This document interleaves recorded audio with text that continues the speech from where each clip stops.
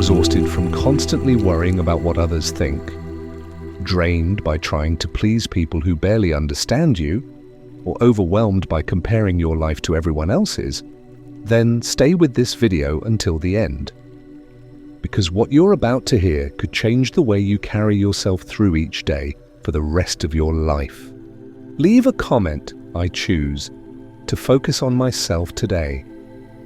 Let it be your first step toward freedom. You weren't born to live your life measuring yourself by others' standards, but somewhere along the way, you began to absorb expectations. Family, culture, friends, social media, everyone telling you who to be, how to act, what success should look like. And the more you tried to match those images, the further you drifted from yourself. Buddhist wisdom doesn't shame you for this. It simply shines a light on the truth. The more your mind reaches outward for validation, the more unsettled you become, but the more it returns inward, the more peaceful and grounded you feel.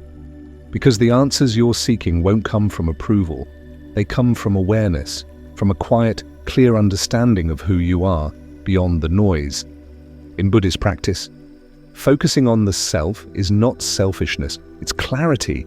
It's a form of discipline, a returning home. You are not meant to carry the burden of everyone's opinion. You are meant to carry your own truth with compassion and presence. So here are 6 powerful lessons from Buddhist wisdom to help you focus on yourself every day, not as an escape from others, but as a return to your center. The first lesson is this: guard your mind as you would a sacred temple. In the Dhammapada, the Buddha says, "All that we are is the result of what we have thought. What lives in your mind shapes your world." So if you spend your day thinking about what others are doing, saying, thinking, you are filling your temple with shadows. The mind becomes cluttered with noise that doesn't belong to you. Your thoughts are powerful. Your attention is sacred. Don't waste them replaying someone else's life. Don't hand over your mental space to opinions that were never rooted in understanding. Instead, make it a daily practice to pause and ask, is this thought mine, or am I borrowing someone else's judgment? And if it isn't yours, let it go. Release it like smoke rising from incense. You don't need it. The second lesson: you are not here to be understood by everyone.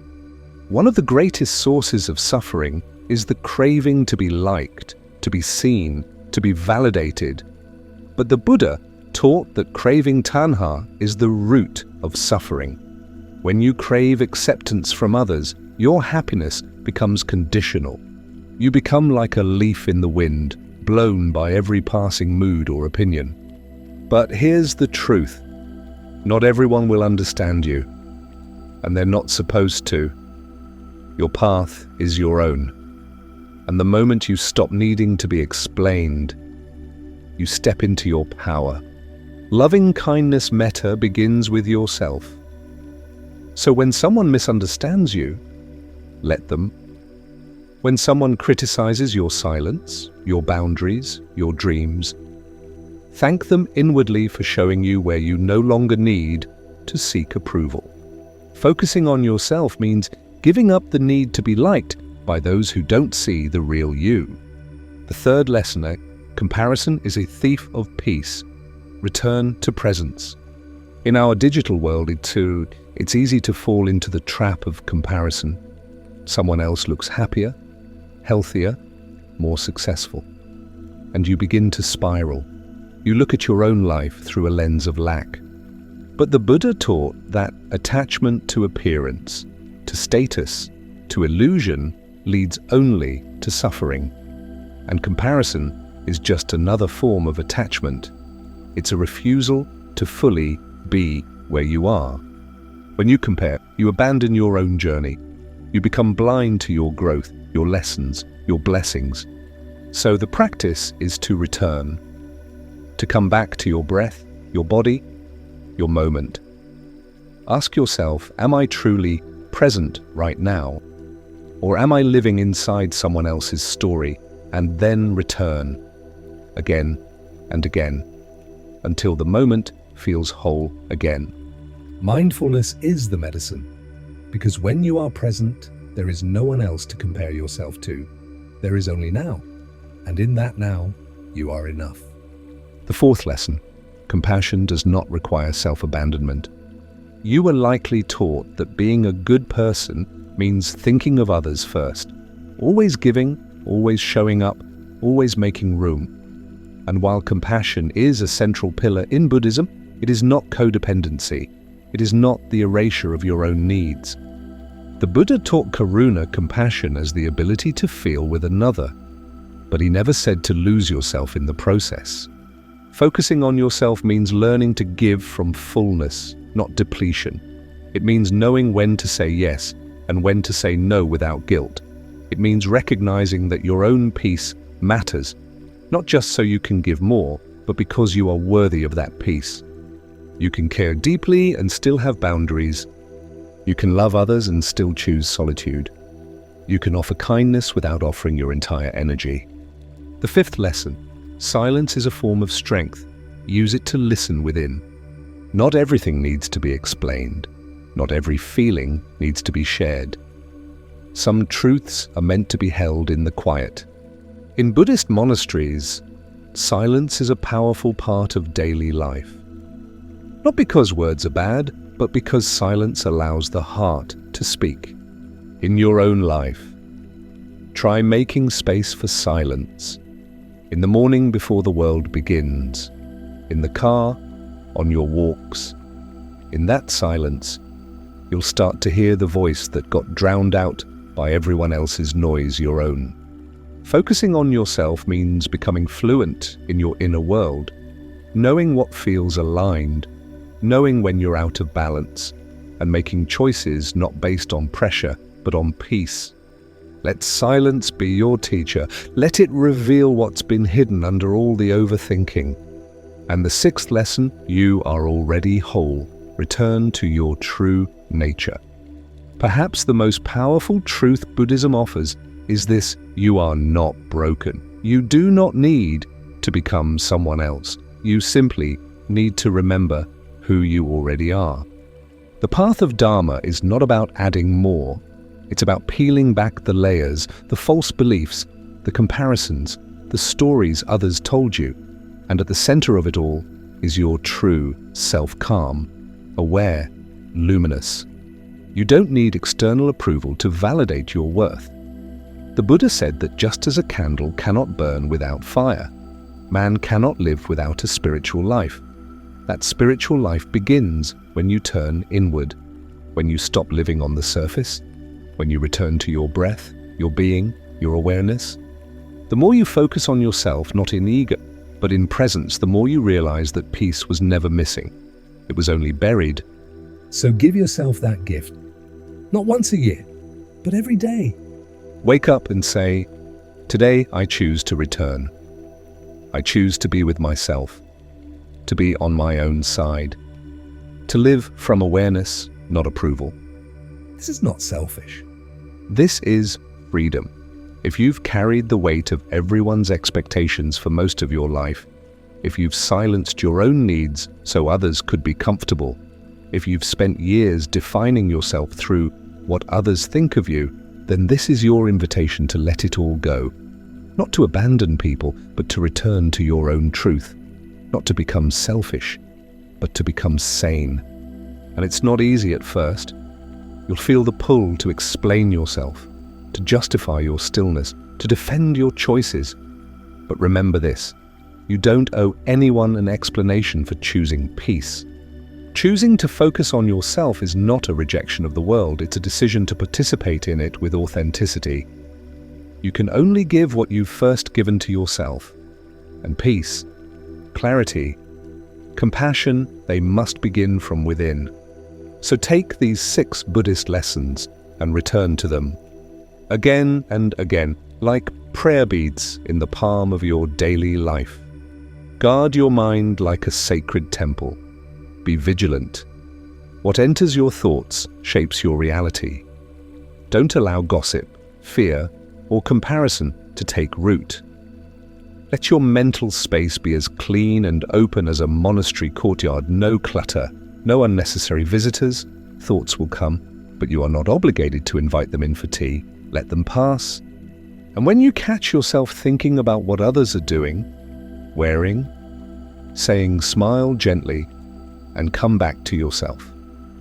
Ask, what do I feel? What do I need? What is real for me right now? You are not here to be understood by everyone, and the sooner you accept that, the lighter you will feel. Not everyone will see your heart. Not everyone will honor your boundaries, but that doesn't mean you are wrong for having them. There's a deep spiritual maturity in not needing to explain your peace, in simply embodying it. Some people will misunderstand your calm as coldness, your stillness as passivity, your silence as weakness. That's okay. You're not living for them. You're living for the truth. Every time you compare yourself to another, you lose sight of your own sacred path. Comparison is the thief of inner stillness. It makes you forget how far you've come. It replaces self-reflection with self-judgment. It distorts the lens through which you see your own worth. Instead, return to presence, to breath, to the life that's happening right in front of you, that sip of water, that quiet sky, that moment of aliveness. No one else's timeline matters here. No one else's story diminishes your own. And remember, compassion does not mean self-abandonment. You do not have to lose yourself to be kind. You do not have to say yes when your soul is crying no. True compassion is rooted in balance, the ability to extend love without emptying your spirit. Buddhism teaches us that right effort means acting from a place of wisdom, not obligation. You are allowed to rest. You are allowed to have limits. You are allowed to take care of yourself first. That's not weakness, that's awareness. Make time for silence. In a world that rewards loud opinions and endless activity, silence becomes your sanctuary. It reconnects you to what is real. It gives your heart a voice.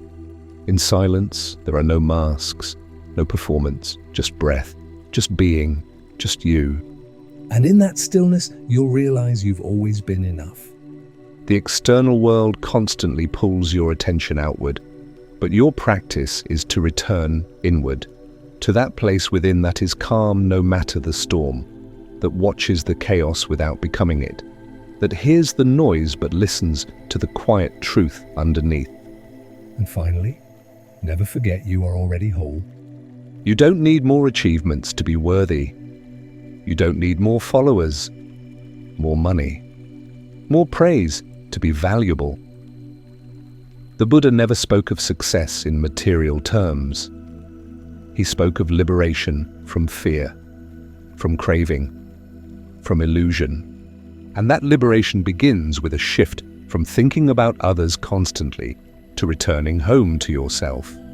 There is no enlightenment in people-pleasing. There is no freedom in overthinking. There is only peace in presence. You've spent enough time chasing approval, enough time editing yourself for acceptance, enough time hoping others would see your light. Now it's your turn to see it. Now it's your turn to believe that your peace matters, that your energy is sacred, that your life is not meant to be an endless performance, but a mindful expression of truth. So rise tomorrow not with urgency, but with clarity. Begin your day not by checking your phone, but by checking in with your breath. Say silently to yourself, "Today I return to my own path. I release what is not mine. I trust what I feel. I honor my needs. I speak my truth. I live from presence, not performance." This is what it means to focus on yourself. And the result is not selfishness, but serenity. Not detachment from others, but deeper connection with your own soul. From that place, you will love more truly, give more wisely, speak more clearly, and live more fully. And if these words have opened something inside you, if even a small part of you feels ready to stop thinking so much about others and start coming back to yourself, leave a comment. I return to me. Let it be your mantra, your medicine, your beginning